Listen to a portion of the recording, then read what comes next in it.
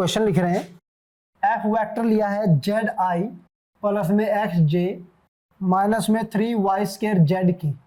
S क्या है? Surface of the cylinder X square plus Y square equal to 16 included in first octant between Z0 and Z5। Z0 और 5 के बीच में है, ठीक है। आपको इवेल्युएट करना है F.N.ds। चलिए शुरू करिए। ये आपके पास क्या है? सिलेंडर है। ऐसे सिलेंडर का सरफेस है बाबू, Z0 है यहाँ पे और यहाँ पे Z इक्वल टू 5 है। और ये क्या है? सरफेस आपके पास x square plus Y square equal to 16। Unit normal निकालना पहले सरफेस के लिए। ये एक तरह से जेड एक्सिस रही होगी, है ना। ये एक्स और वाई एक्सिस रही होगी, कुछ ऐसा रहा होगा। यहां पे जेड क्या रहा होगा? 0 रहा होगा। ये X square plus Y square 16 रहा होगा। फर्स्ट ऑक्टेंट में प्रोजेक्शन निकालनी है। फर्स्ट ऑक्टेंट की बात कर रहे हैं ना, किसकी बात कर रहे हैं? फर्स्ट ऑक्टेंट की। अगर इसकी प्रोजेक्शन एक्स वाई प्लेन पे निकालू बाबू, ये तो परपेंडिकुलर है इसके, है कि नहीं। तो जेड 0 से 5 तक है ना सरफेस, इस सरफेस की निकालनी है ना बाबू प्रोजेक्शन, है ना। ये है ना सरफेस सिलेंडर का, बोलो। ये सरफेस सिलेंडर का बाबू एक्स वाई प्लेन के क्या है? परपेंडिकुलर नहीं है। प्रोजेक्शन क्या हो जाएगी? गायब। अगर जैसे ये पोल है बाबू, समझो, अगर इस पोल की प्रोजेक्शन निकालनी है इस पे, तो परपेंडिकुलर अगर है तो प्रोजेक्शन क्या मिलेगी आपको? मिलेगी क्या? अरे जैसे दोपहर के टाइम क्या होता है, अगर आप खड़े हैं, सन बिल्कुल हेड पे है, बिल्कुल परपेंडिकुलर है, तो प्रोजेक्शन क्या हो जाती है? गायब हो जाती है कि नहीं? तो वैसा ही केस बन रहा ना, यहां पे ये सरफेस क्या है? एक्स वाई प्लेन के परपेंडिकुलर है। ये सरफेस क्या है? एक्स वाई प्लेन के परपेंडिकुलर है। तो इसकी परपेंडिकुलर की प्रोजेक्शन एक्स वाई प्लेन पे तो हो जाएगी 0। तो क्या एक्स वाई प्लेन पे प्रोजेक्शन ले सकते हैं आप? नहीं। आपको वाई जेड पे लेनी चाहिए या जेड एक्स पे लेनी चाहिए, एक्स वाई पे तो नहीं ले सकते ना। ओके, तो जब भी सरफेस बाबू, मैंने क्या कहा था? परपेंडिकुलर नहीं होना चाहिए।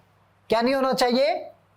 अभी बोला था कि क्या नहीं होना चाहिए? परपेंडिकुलर नहीं होना चाहिए, क्योंकि अगर परपेंडिकुलर रहा तो उसकी ऑर्थोगोनल प्रोजेक्शन 0 हो जाएगी बाबू, ठीक है, गायब हो जाएगी। तो इसलिए सबसे पहले मुझे क्या निकालना है? एक ऐसा वेक्टर जो सरफेस के क्या हो बाबू? नॉर्मल हो। तो डेल एस किसके इक्वल हो जाएगा? बोलो। 2x i कैप प्लस में 2y j कैप। कोई दिक्कत?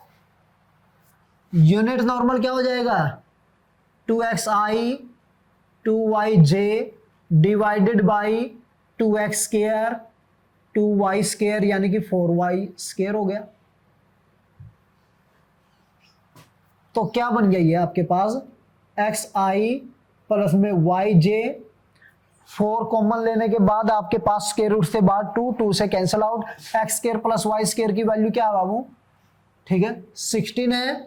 16 का स्क्वायर रूट क्या हो गया? 4। F.N क्या हुआ? डॉट प्रोडक्ट करो, आई की आई के साथ एफ जेड बाई 4, जे की जे के साथ एक्स वाई बाई 4। बोलो, कोई प्रॉब्लम?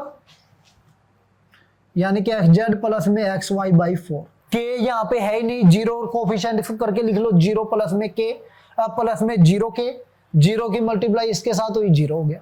इतना ही हुआ। F.N let R be the orthogonal projection of S. कहां पे ले सकते हैं बाबू? ऑन वाई जेड प्लेन ले सकते हैं कि नहीं?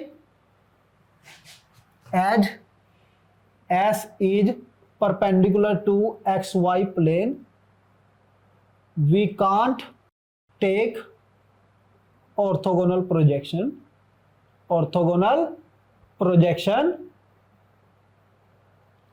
On X Y plane. Clear है? जिसके परपेंडिकुलर होगा बाबू वहां पे आप ऑर्थोगोनल प्रोजेक्शन नहीं ले सकते। क्लियर है? लिख दे। तो F dot N D S surface integral जब निकाल रहे हैं तो ये आपने लिखा था integration over R F dot N. हमने ऑर्थोगोनल प्रोजेक्शन किस पे लिया? वाई जेड प्लेन पे लिए है। तो वाई जेड प्लेन पे लिए तो क्या होगा बाबू? डी वाई डी जेड, यही होता है ना? D Y D Z. N की डॉट प्रोडक्ट किसके साथ? जो यहां से गायब है उसको ले आओ। एक्स गायब है ना? एक्स के along unit vector I cap है।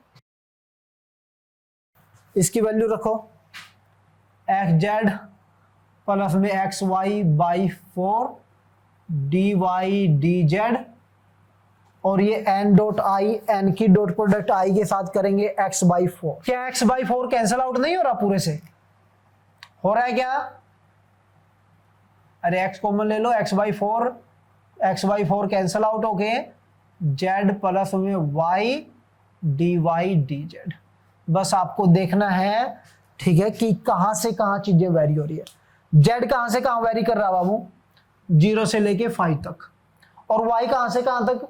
क्योंकि आपने वाई जेड प्लेन पे ली है तो आपने क्या लिया होगा? एक्स को 0 लिया होगा। फर्स्ट ऑक्टेंट में वाई कभी नेगेटिव होता नहीं होता ना? तो वाई की वैल्यू क्या रही होगी इन फर्स्ट ऑक्टेंट, जो आर की मैं बात कर रहा हूं। फर्स्ट ऑक्टेंट आर क्या है? ऑर्थोगोनल प्रोजेक्शन ली आपने। R is orthogonal projection in y Z plane of surface S in first octant.